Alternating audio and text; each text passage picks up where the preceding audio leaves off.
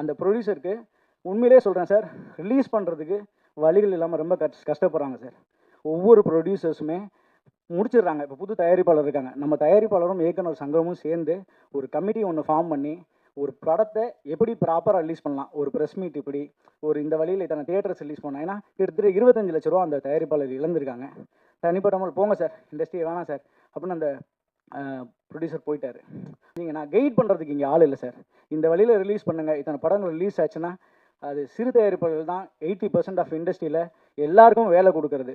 10% வந்து ஒரு 10 to 20% மட்டும் தான் பெரிய படங்கள் நடக்குது. இப்போ நான் பெரிய படங்கள் நடிச்சிட்டு இருந்தேன். இப்போ பெரிய படத்தில் திருப்பி விஜய் நம்பரத்திலே திருப்பி நடிக்க முடியுமானா வாய்ப்பு இல்லை. ஏன்னா இப்போ சார் சொன்ன மாதிரி பார்க்குறதுக்கு கூட ஃபோன் பண்ணுறதுக்கு கூட வழிகள் இல்லாமல் இருக்குது. ஒரு இயக்குனரையோ தயாரிப்பாளையோ ரீச் பண்ணுறதுக்கு ரொம்பவே கஷ்டமாக இருக்குது. அது எங்கேயோ ஒரு ஓட்டை இருக்குது. அது யாரையும் தவறு கிடையாது. தயாரிப்பாளர் தப்பு கிடையாது, இயக்குநர்கள் தப்பு கிடையாது, டெக்னீஷியன்ஸ் தப்பு கிடையாது, பத்திரிகையாளர் தப்பு கிடையாது, யாருமே தப்பு கிடையாது. ஆனால் எங்கேயோ ஒரு ஈகோன்ற ஒரு ஓட்டை இருக்குது. அதை அடைச்சி அதை கண்டுபிடிச்சி அதுக்கு ஒரு சரியான தீர்வு எடுத்தீங்கன்னா சரியாக இருக்கும். இதில் நடிகர் சங்கமும் இணைஞ்சு செய்யணும்னு ஒரு வேண்டுகோள் வைக்கிறேன். Short films, pilot films, social media இன்ஃப்ளூயன்சர்னு சின்ன படிகள் மூலமா இப்போ கதாநாயகியா உயர்ந்திருக்கிற இஎம்ஐ படத்தின் கதாநாயகி சாய் தன்யா அவர்களை அன்போடு பேச அழைக்கிறோம்.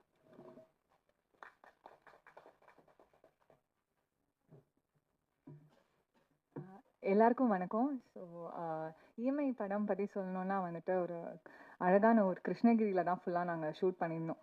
ஸோ கொரியோகிராஃபர் சார் சொன்ன மாதிரி இஎம்ஐ வந்து நிறைய பேர் அதோட பாசிட்டிவ்ஸும் அனுபவிச்சிருப்பீங்க, நெகட்டிவ்ஸும் அனுபவிச்சிருப்பீங்க. இந்த படம் மெயினாக வந்துட்டு இஎம்ஐயோட நெகட்டிவ்ஸ் வந்துட்டு கொஞ்சம் காமிச்சிருக்கோம். ஐ திங்க் இது வந்து ஒரு விழிப்புணர்ச்சியாகவே இருக்கும் நிறைய பேருக்கு பார்க்குறப்போ. பிகாஸ் எல்லாருமே எந்த அளவுக்கு நம்ம ஆசைப்படுறோன்னு ஒன்று இருக்குது, எந்த அளவுக்கு நம்மளால் பண்ண முடியும்னு ஒன்று இருக்குது. ஸோ இந்த படம் வந்துட்டு ஆசைப்படலாம், பட் அதுக்கான கொடுக்கலும் அதில் இருக்கணுன்றது வந்து இந்த படம் வந்து சொல்லும். So mostly negatives of EMI வந்துட்டு இது படம் காமிக்கும். ஸோ உங்களுக்கு தெரிஞ்ச சர்க்கிளில் யாராச்சும் வந்துட்டு அவங்க ஃபேமிலி வந்து கஷ்டப்படுறாங்க அப்படிலாம் இருந்துச்சுன்னா இஎம்ஐனால் நீங்கள் இந்த படத்தை போயிட்டு அவங்களுக்கு ஒரு விழிப்புணர்ச்சி கொடுக்கலாம். ஸோ அந்த மாதிரி ஒரு நல்ல படம் இது, நல்ல ஒரு கண்டென்ட். சதாசிவம் சார் வந்து எனக்கு இந்த கண்டென்ட் சொல்கிறப்போ எனக்கு ரொம்ப பிடிச்சிருந்துச்சு. ஸோ அதுக்கு இதை மாதிரி சாருமே நிறைய ஹார்ட் ஒர்க் போட்டிருக்காரு இந்த படத்தில். ஸோ கண்டிப்பாக உங்கள் ஃபேமிலி அண்ட் ஃப்ரெண்ட்ஸ் எல்லாரையும் கூட்டிகிட்டு போயிட்டு இந்த படத்தை பாருங்கள், சப்போர்ட் பண்ணுங்கள். And thank you to all the media people வந்து எங்கள் படத்தை எங்களோட ஆடியோ லான்ச்சுக்கு வந்து சப்போர்ட் பண்ணதுக்கு.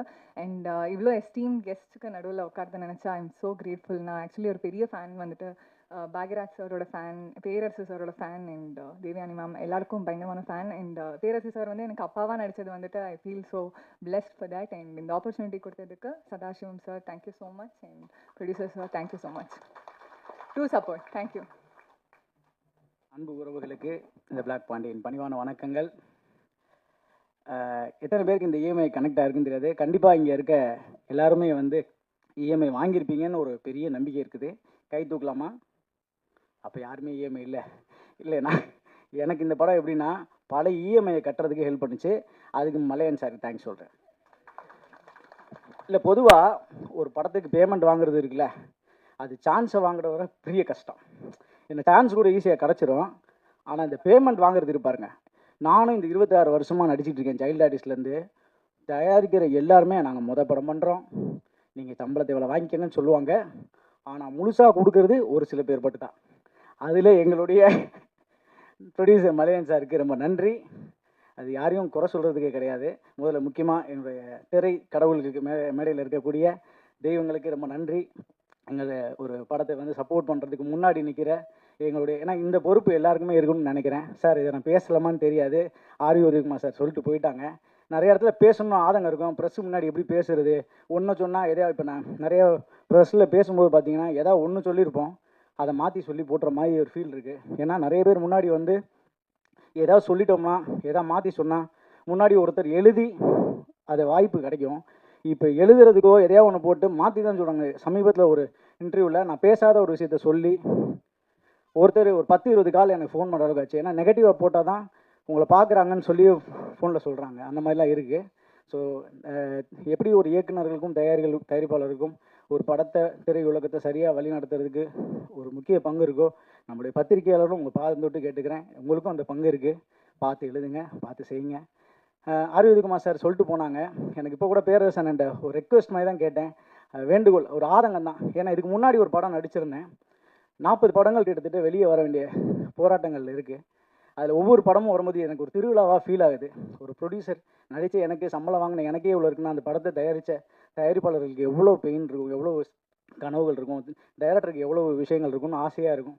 அவங்க எப்படியாவது இந்த படத்தை வெளியே கொண்டு வந்துடணுமே அப்படின்ட்டு. நிறைய பேர் கேட்பான், பாண்டி என்ன சமயத்தில் நடிக்கலையானுவாங்க. ஐயோ நடிச்சுக்கிட்டு தாங்க இருக்கேன், படங்கள் தயாரிப்பாளர்கள் வெளியே கொண்டு வரணும்.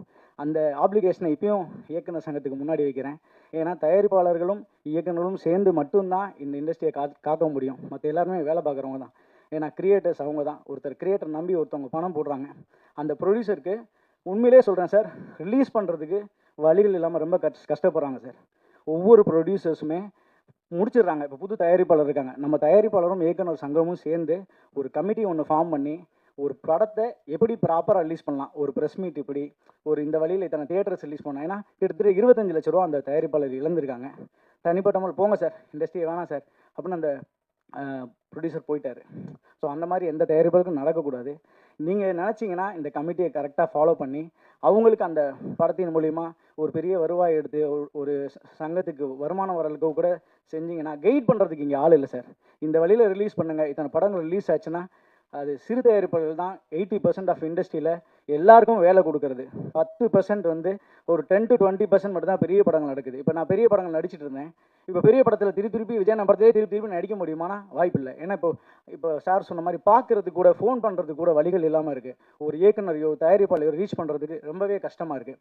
ஸோ அப்போது ஒரு முக்கியமான விஷயம் என்னென்னா, இது எல்லாத்தையும் அணுகக்கூடிய இது கிடையாது. எங்கேயோ ஒரு ஓட்டை இருக்குது. அது யாரையும் தவறு கிடையாது. தயாரிப்பாளர் தப்பு கிடையாது, இயக்குநர்கள் தப்பு கிடையாது, டெக்னீஷியன்ஸ் தப்பு கிடையாது, பத்திரிகையாளர் தப்பு கிடையாது, யாருமே தப்பு கிடையாது. ஆனால் எங்கேயோ ஒரு ஈகோன்ற ஒரு ஓட்டை இருக்குது.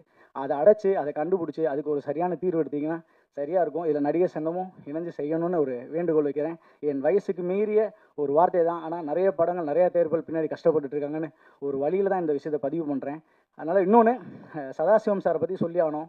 இப்போ 3 நாள் முன்னாடி வரைக்கும் சார் இந்த படத்துக்கு நம்ம ப்ரமோஷன் பண்ண சார், என்ன விதத்தில் சொல்லுங்கள் சார், எல்லா இடத்துலையும் கூட நிற்போம், என்ன வழியில் போவோம், காலேஜாக போவோம், எங்கே போனாலும் போகலாம், எத்தனை பேரை பார்க்கணும் சொல்லுங்கள், உங்களுக்கு கூட நிற்கிறோம். ஏன்னா அப்படி ஒரு டீம். ஒரு கோடைரக்டர் சார்லாம் இருக்கார், Kumar sir, Francis sir, cameraman, அப்படி ஒரு டீம்.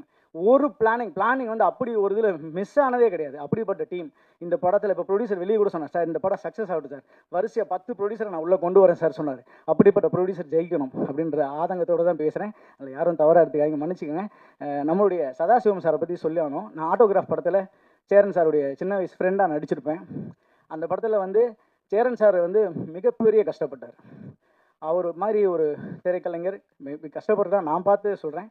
அப்போது ஷூட்டிங் நடிச்சிட்டே இருப்போம். திடீர்னு ஒரு கடங்காரங்க வருவாங்க, ஷூட்டிங் பேக்கப் ஆகிடும். மனசு ரொம்ப கஷ்டமாக இருக்கும். ஐயோ ஷூட்டிங் வந்துட்டோம். ஏன்னா எல்லாருமே சாப்பிடுவாங்க. திடீர்னு பார்த்தா ஒரு ஃபோன் வரும், எல்லாம் கிளம்புங்க ரூமுக்கு. திடீர்னு வாடகை கொடுக்க முடியாது. இல்லை ஒவ்வொரு அசிங்கங்களையும் பட்டு அவர் சேரன் நான் பார்ப்பேன். அண்ணன் என்னென்னு சொல்லும்போது, இல்லைடா பார்த்துக்கலாம்டா, இதெல்லாம் கடந்து போகணுண்டான்னு சொல்லிட்டே இருப்பார். அப்படி ஒரு சேரன் ஆட்டோகிராஃப்ன்ற ஒரு படம், அந்த படம் வெற்றி அடைஞ்சு எப்பேற்பட்ட ஒரு வெற்றி அந்த இயக்குனருக்கு கிடச்சிருந்தா, இந்த சினிமா யாரையும் கைவிடாதுன்றது பெரிய நம்பிக்கையை கொண்ட ஒரு இடம் தான் அந்த ஆட்டோகிராஃபுடைய வெற்றி. அதே சேரன் வெற்றி அடைஞ்சதுக்கப்புறம் அந்த ஒரு விஷயமும் பார்க்கும் பொழுது அவருடைய வளர்ச்சியில் ரொம்ப சந்தோஷப்பட்டேன். அது மாதிரி நடிச்சுக்கிட்டே இருக்கும்போது ஆதவன் சொன்னார், இந்த மாதிரி நடிச்சுக்கிட்டே இருக்கும்போது திடீர்னு ஃபினான்ஸ் அம்மா போகிறேன். ஏன்னா ப்ரொடியூசர் சொல்லணும், ப்ரொடியூசரும் அவரும் ஃப்ரெண்ட்ஸு. அவர் சொன்னார், யாரோ ஒருத்தனை போய் நான் ஹீரோ ஆக்குறதுக்கு என் நண்பன் நீயாடா, அந்த காசு வந்தாலும் சரி வரனாலும் சரின்னு சொல்லிட்டு அவருக்கு ஒரு பெரிய ஹோப் கொடுத்த ஒரு ப்ரொடியூசருக்கு தயவுசெய்து ஒரு கைத்தட்டுங்க. ஏன்னா பணத்தை தாண்டி அவனுடைய கிரியேட்டிவிட்டிக்காக அவர் செஞ்ச இந்த ஒரு மிகப்பெரிய ஒரு முன்னெடுத்தல் இத்தனை பேரை வாழ வச்சிருக்கு. இங்கே உழைச்சி அத்தனை பேருக்கும் இஎம்ஐ கட்டுறதுக்கு கண்டிப்பாக யூஸ்ஃபுல்லாக இருந்திருக்கும். ஸோ இன்னொன்று என்னென்னா, முக்கியமாக என்னுடைய ஆதவன் ஐயாவை பற்றி சொல்லி ஆகணும்.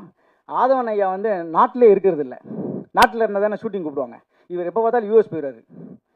உண்மையை சொல்லுங்கள், யூஎஸ் தானே போகிறீங்க, யூஎஸில் போயிட்டு நல்லா சம்பாதிக்கிறாரு. என்ன பாருங்கள், இப்போ கேட்கும் கூட என்னை கூப்பிடாங்க, வருஷத்துக்கு ஒரு படம் தான் பண்ணுவேன்னு சொல்லிட்டு போயிட்டாரு.